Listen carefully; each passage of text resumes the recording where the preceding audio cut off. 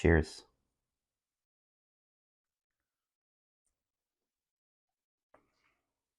Oh, so good. It's all about Lily. Today we are going to make some smoked ribs. Actually, not today. We're going to start it today, but it's actually going to be finished tomorrow. So the first thing that we need to do is we actually need to pat this dry. As you can see all the blood on here and all the other juices on there. So we're going to pat this dry, and then we have to pull off the membrane. So let's pat this dry first.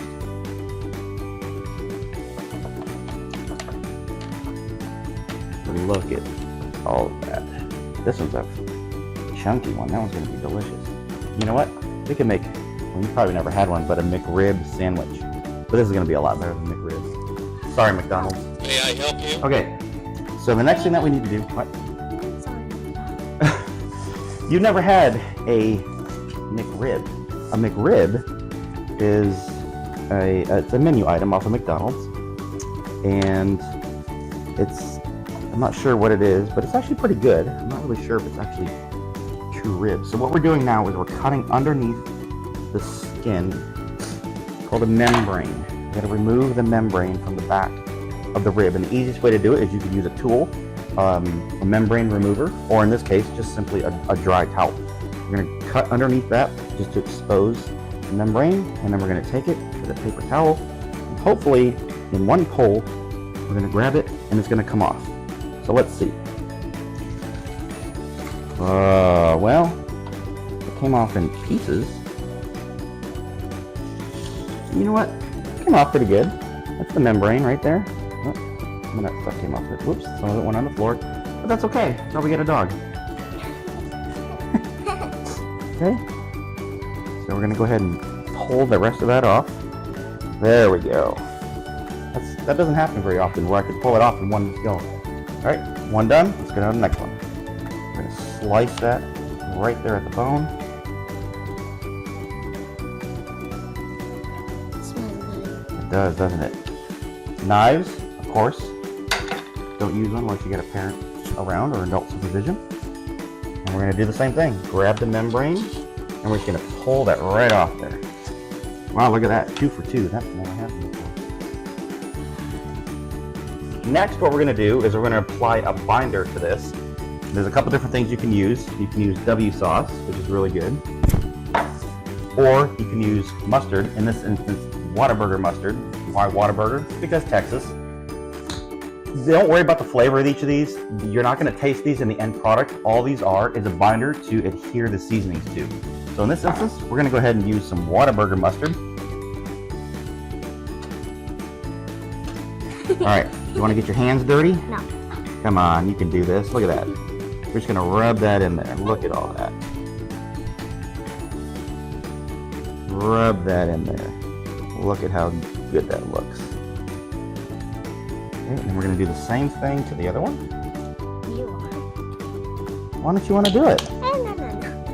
It's just mustard. That's good. Again, you're not going to taste the mustard. You're not going to taste the Worcestershire. Some people use vinegar. You're not going to taste any of this. It'll cook off. Literally, it's just to make sure that you have a good binder on here. So when you rub the meat, or excuse me, the seasoning, you won't have any problems.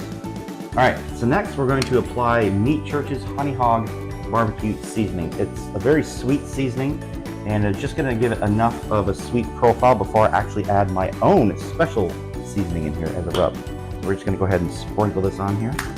Can I? Yes. Not in one spot, all over. Sprinkle it all the way down. As you're sprinkling, come down, come down, come down. Perfect. That's how you do it. So you start at one end. Not that much right there. That's okay, we'll finish it. So you generally start, if you're going to sprinkle, you're going to sprinkle at one end, you're going to shake it, and you're just going to come down the line just like that. So you get it all. Okay, that's perfect. And now we're going to use my special rub, which I might give you guys in the description below. So we're going to go ahead and sprinkle. You want to sprinkle it on there? Okay, go ahead. Grab some and sprinkle all of that deliciousness on there. We're going to sprinkle that heavily on there. And part of the reason is why you wanted to remove the membrane is because the membrane will prevent any seasoning, smoke, or sauces from absorbing actually into the meat. So on this side, I'm just going to go ahead and pat that in. I lost one of the rubber footings on my cutting board, so don't judge me on that. So we're going to make sure we do the same thing for this side. There you go. Get that all in there.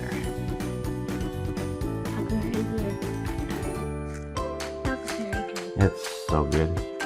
This is probably one of my favorite rubs ever, not just because it's mine, but it's actually very delicious. And what's in here is garlic powder, onion powder, brown sugar, a little bit of dry mustard, and many other seasonings. So we're just going to go ahead and pat that in. Once we get that side done, we're going to go ahead and flip this over and do the exact same thing. Wait, with the mustard? Yes, with the mustard. So, I thought it was back at it, we're going to do the exact same thing. I'm not doing the mustard. You do the mustard and I do the rest. Okay. I'll do the mustard, you do the rest. And we're just going to slather that on there, get all that goodness all over it.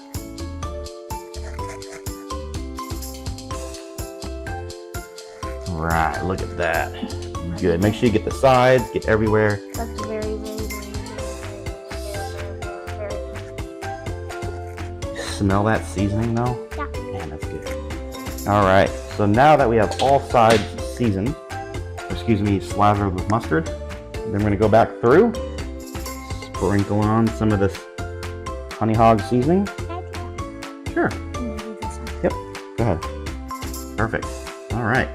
Don't forget the ends. Make sure you get the sides as well. In fact, if you do, you can grab all that goodness and stick it to the cutting board to make sure you get the sides. Okay, and then just go ahead and do the same thing. Season this end too. And we're going to season this very, very heavily. We want the seasoning to be very, very flavorful, moist, and delicious, of course. Okay, once that's on there, we're just going to go ahead and pat that down. Don't rub it in, just pat it.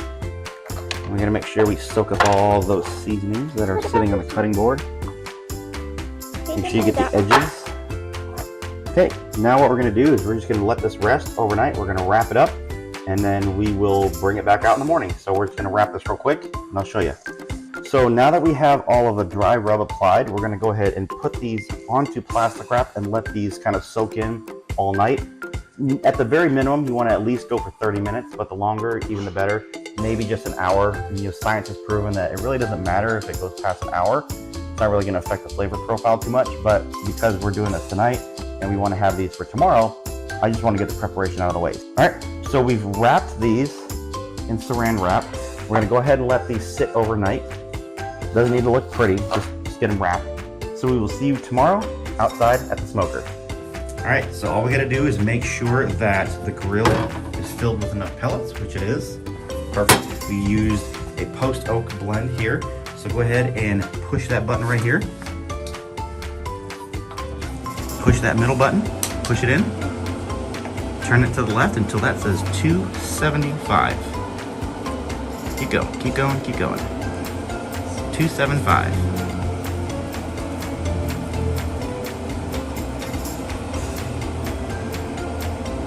There you go, push it again. Push it.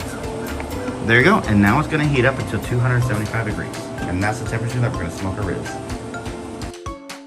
All right, well, Madeline is at school, and I'm gonna go ahead and get these ribs prepared while she's at school and Mama's at work, so they won't be home until probably about 5 o'clock. She has dance practice tonight, so I'm gonna make sure that these are good to go and that they are ready for when they come home, so that dinner will be pretty close to being done, and we'll show you toward that time how we glaze these about for the last 10 minutes or so. But as you can see, we did leave these again overnight. You don't have to do that. A minimum of about 30 minutes to about an hour, but we just want to work a little bit ahead and get this done. You can tell that all the seasoning that we put on there, the salt, the sugar, and everything kind of drew the moisture out. You can see that it's pretty wet on top. That's exactly what we wanted. So let's go outside and we're gonna fire up the smoker. it. We just go ahead and place the ribs in here. I just go ahead and put both of them there. We're going to do them unwrapped for the first about 2.5 hours until you get a really nice bark on there, and then we're going to take them out, and I'll show you what to do after that stage. But for this, I just use post oak. For a lot of pig pork products, you can use a fruit wood such as cherry or pecan, something like that. But for this one, again, I just had post oak, so that's what I used. Now, it's technically not summertime here in Texas, although sometimes it feels like it because it's the middle of February and we go from 30 degrees like it's supposed to be this weekend to like the 70s like it was a couple weeks ago. But I thought that a really great addition to the ribs that we're going to have tonight would be a watermelon. So let's cut up some watermelon.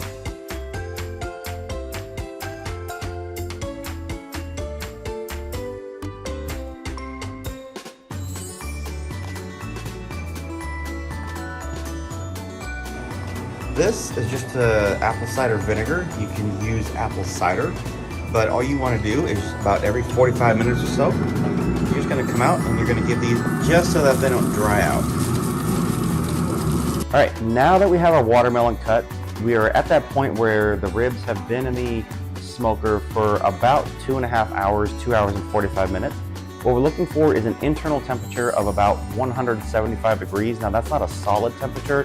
That's just an estimated temperature of where we want the bark to look, and we want that beautiful mahogany amber looking color. So let's go out and check it. All right, we are about to go pull the ribs off the smoker into the next stage. So I'm going to put on these thermal gloves so I can just go ahead and grab it by hand. We'll see you out there.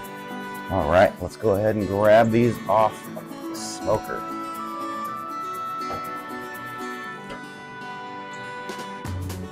They are at 175 and they look beautiful. So what we're going to do is I have 2 pieces of foil. I'm going to use 2 for each because the ribs tear very, very easily. The ribs get caught in the grate very, very easily, and we don't want to tear any of the seasonings that we're about to put on. So what we're going to do is spread this out.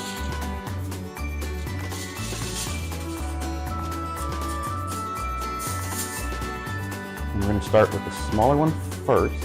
Actually, let's just go ahead and start with the sauces. So the smaller one, which is one I'm going to use, and I'm actually going to make some quote-unquote McRibs, but this is Texas pepper jelly, rib candy, apple, and brown sugar habanero. It's very, very sweet, and it's got a little bit of kick to it, which is exactly what I want. So. And my family doesn't like spicy, so I will be the one eating this. So we're going to start with just a little bit of brown sugar.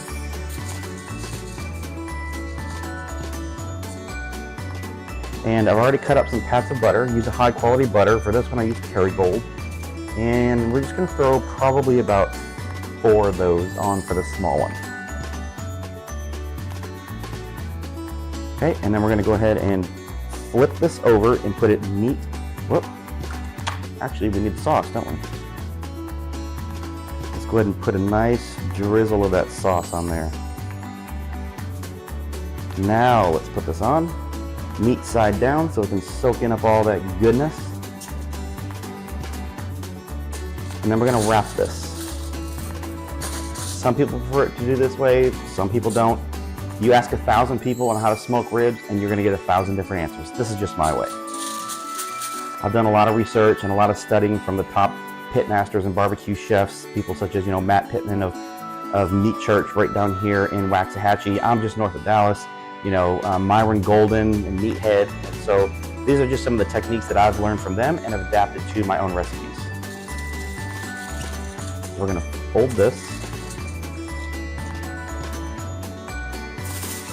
I'm going to take this other piece, and you can buy bigger foil, so you don't have to do it this way. So you can just use big foil and just wrap it once, the double foil. But mine is a smaller one, so we're just gonna have to make do.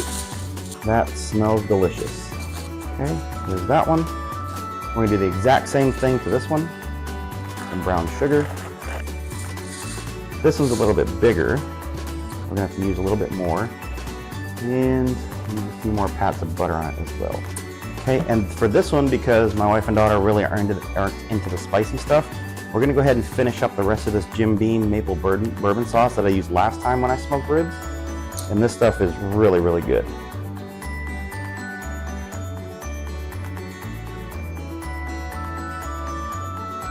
But again, you can use whatever barbecue sauce you want. This is just what I have. We're gonna do the exact same thing. We're gonna flip this over. Oh, look at all that juice on there. Oh man.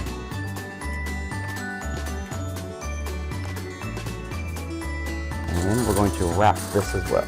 See, that's what I mean, how the bones are ripping through the foil. That's what we don't want to happen on the smoker, because all of the juices and everything that you're holding in here are gonna leak out and you're gonna lose your flavor. So we're gonna try to do this very, very gently. And that's why you need heavy duty aluminum foil. All right, now that those are wrapped, we're gonna go back up to the smoker and place those on for about another hour, hour and a half until they reach an internal temperature of 203 degrees Fahrenheit.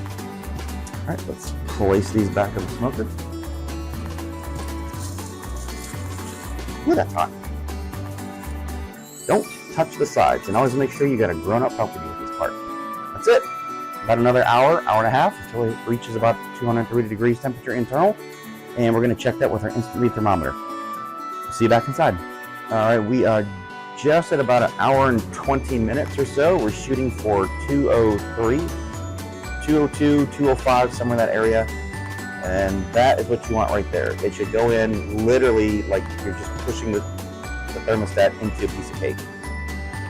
Super tender. We are just about there. We're at about 200. We're gonna give that a few more minutes. Okay, they are 203, perfect temperature, literally tender. So you push the thermometer in and it's like pushing it into a cake. All right, the next step is the last step, which is just before we get to the best step, which is to eat it. We're going to now we're gonna paint these with our favorite barbecue sauce. And so I'm gonna unwrap these, but I'm gonna kind of create a little foil boat. A foil boat. For the grease. And the reason is, yes, For the hold the grease. And that will save me from cleaning up my grill, my smoker. And that is a little hot, so be careful. Okay? Not hot. Well, this part is right here. I know, but the tin is not hot. Woo, that's hot. Okay, now I'm not going to touch it. I'm not going to touch it. Oh, you smell that? Doesn't that look It delicious? smells like barbecue. That's all right. That's gonna happen. It smells so good. It smells so good. Now we're gonna try to gently flip this because we need to brush the other side. Ooh, can you grab that? It's tender. Oh no! Fell right apart. Larry's the first because it's so tender. Probably a little too tender. I don't like them to just fall off the bone like that. It means it's a little overcooked, but that's okay. They're still gonna be delicious. Okay, I don't care if they're this one, we're gonna use this one for you. Now you can make your own sauce. We went a little bit late tonight and I didn't really have time and I didn't feel like doing it, so we're just gonna use the same sauce. But normally I could make my own. You can take some of this right here, you can make some butter and some other seasonings, whatever you wanna do. I'm just gonna use the same sauce and then just brush it on top. So for this one, take that red brush right there. And you are just going to basically paint the ribs all over. Up and down, all sides. You can tell by looking at that glaze just how delicious that is. You can tell those are definitely done. Look at the smoke ring that's right there. These are done. These are just gonna go in for only about 10 minutes, just enough that the sauce kind of solidifies, because when we bite into it, we don't wanna wear the sauce. So that's all we're doing for this part. So now that you're done with that, I'm gonna go ahead and do this one, because this one is it's a little bit spicy. You probably, maybe too spicy for you. Can I brush it? You sure can. And I'm going to eat this one. All right, go ahead. Definitely. Push that on. Perfect. That is it for that. Back to the smoker for 10 minutes to let this kind of solidify up. All right, it was in the smoker for about 10 minutes to kind of let the sauce solidify. We let it rest for about 10 minutes and I can't wait anymore because I'm super hungry.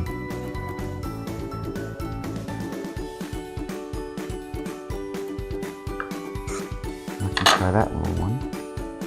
Probably a little hot, so we're gonna have to do next. That was the Jim Beam one, and this is the habanero glaze. Ready? Cheers.